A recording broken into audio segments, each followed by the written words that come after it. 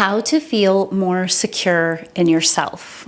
While the world around us might be giving us a million reasons to feel less and less secure and maybe trust less and less, there is a powerful way for us to feel more secure within ourselves to meet the challenges that we're facing in the world.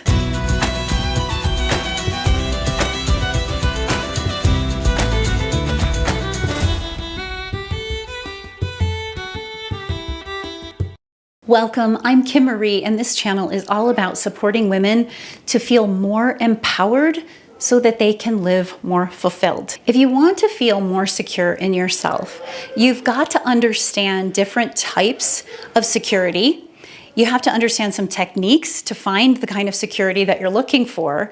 You need to begin to understand what's the motivation that you have for feeling more secure. And we need to look at how to overcome the obstacles that get in our way of feeling more secure. So let's first look at understanding the types of security. The security that we tend to think about the most, even if less consciously, is external security. And in a way, we're kind of born in this codependent state in terms of human beings requiring touch and nurturing, and other animals in the animal kingdom will be born and begin to walk immediately, or they could survive on their own without their mother. That's not true of all, but there's a certain level of seeking external security from someone else. And the problem is that in our patriarchal dominance culture, we have tended to rely a lot on external security. We tend to think that our security has to come from outside of ourselves. In other words, we're waiting for our world leaders to change things for us. We long to get the guidance from our local pastor or priest, or we want our teachers to tell us what to do, or we want the guru to tell us what to do, or we want our partner or our parent or our friend to tell us what to do, or to make us feel more secure. It's like we're seeking permission or longing for approval or some kind of assurance that we're doing the right thing. And in the process of focusing so much on external security, we lose touch with our own inner wisdom. We don't know how to find internal security. So when we're talking about how to feel secure in yourself, we need to touch on internal security. So internal security has to do with that inner wisdom. It has to do with tuning into the wisdom of our own experience, our own inner knowing. And you do have it. Even if you've been ignoring it for a long time, you have a lifetime up to this very moment of having experiences that are real. And yes, we have a culture full of gaslighting, trying to tell us that our experiences are not real, disagreeing with us, telling us that we're crazy if we have ideas that are countercultural or swimming upstream from the status quo. That doesn't mean it's not real. We might hear that from people, but the key here is to begin to start to tune into your own experience, begin to trust it as valid, begin to look to your own inner wisdom and your own experience as being something that can guide you.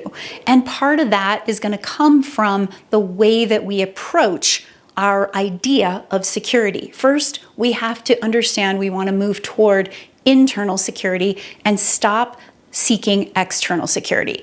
To give you a simple example, when I was in my far more codependent days, I used to often call my mom. And I would call her up and want to talk about all the problems I was having and all the challenges I was having. Well, here's the thing. She was also very codependent, and she would want to talk to me about all the problems. And here's what happens. Misery loves company. And we start to kind of want somebody who's going to complain and bitch and moan with us and go into that space. And what that does is perpetuates a whole process of victimhood. And yet somehow we start to feel more secure because maybe we don't feel so alone, and we're seeking that external security.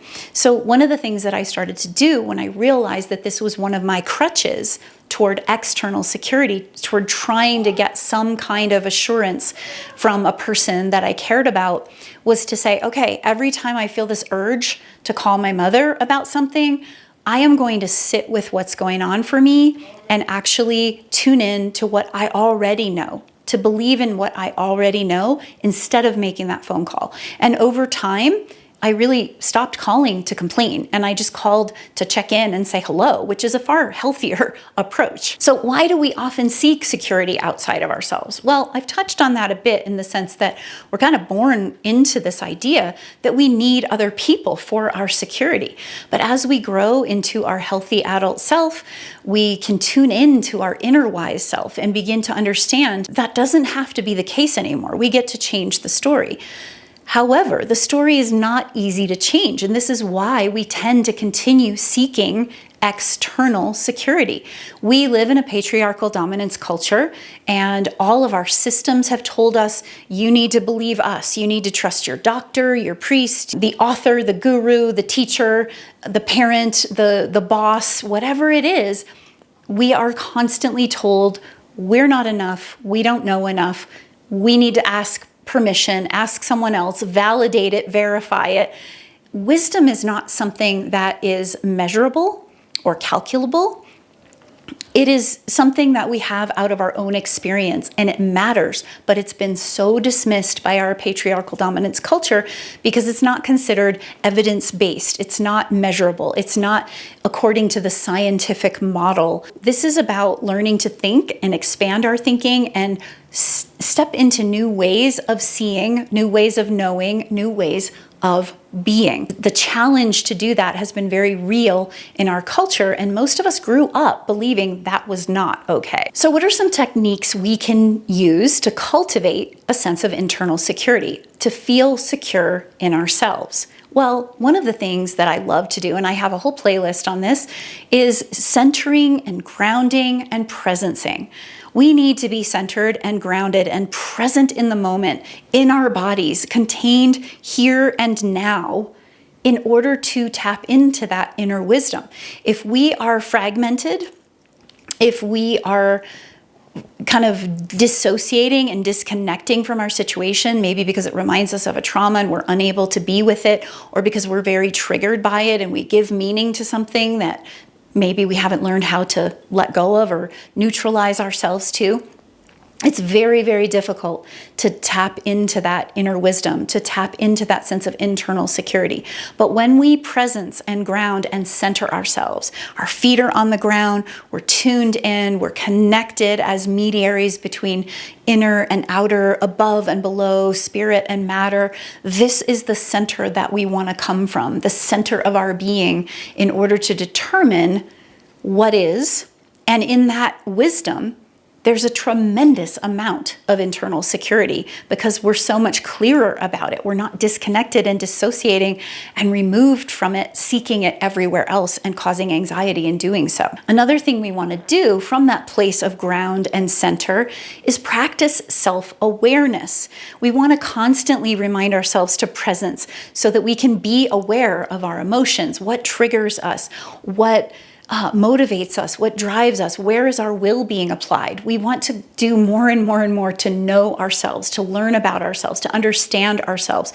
And that is for the purpose of honoring and respecting our own experience, our own inner wisdom. So self-awareness is a critical skill. And notice I didn't say self-improvement or self-development or self-growth. Those are important. Yeah, we want to grow. But this is where the shadow side of self-development and personal development can come in, because we get so hung up on the idea that something's wrong with us. We have to fix ourselves. And that only perpetuates the idea that we can't trust ourselves, that we are insecure, that we don't have it within ourselves. So what we want to do is be aware from that place of presence.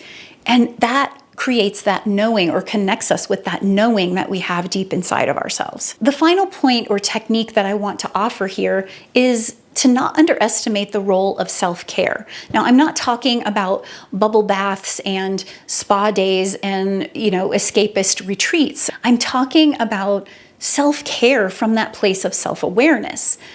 What do we really need? I'm aware that I'm hungry and I need a nourishing meal.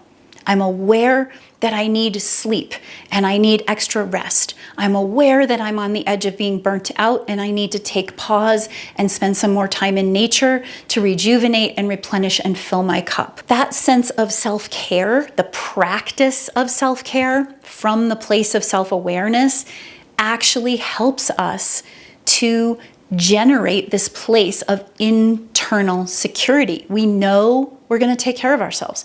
We know that we're going to be able to trust ourselves to do the things we need. The more that we think other people are supposed to do it for us, the less we trust ourselves and have that internal security we're seeking, the less secure we feel within ourselves. So how do we overcome obstacles to internal security, or this feeling secure in yourself that we're talking about? One of them is we need to identify and name the fears and understand the insecurities themselves. We need to know what we're feeling afraid or insecure about.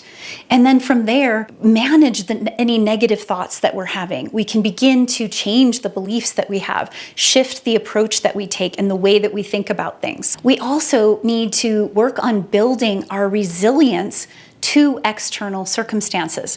The more that we build internal security, the less external circumstances are going to bother us. But it goes both ways. Sometimes being able to speak your truth to that person that completely intimidates you and freaks you out is exactly what you need to be able to move forward in a new way, having internal security that basically says to yourself, there's something in me. My healthy adult self has my back, and I know that I'm going to be able to do this. And yeah, that was hard. That was really scary to speak my truth, but I did it. And you're going to feel so proud of yourself. So it's this building up of resilience. I had a situation myself where I had some health challenges and I had had multiple surgeries, and I was determined for the next surgery that I had to be the last. And I intentionally set myself up to schedule over 20 appointments with surgeons to have conversations. And I knew my body more than they did. And I knew that if I spoke to them about my knowing, my inner sense of truth, I was going to get a lot of eye rolls and a lot of criticism and a lot of judgment from many of the surgeons I spoke to. But I chose to step into that and receive that backlash and just build my resilience to the external circumstance. And you know what? I ended up finding the perfect surgeon who absolutely respected me. I built my own courage. I built my own strength through that process.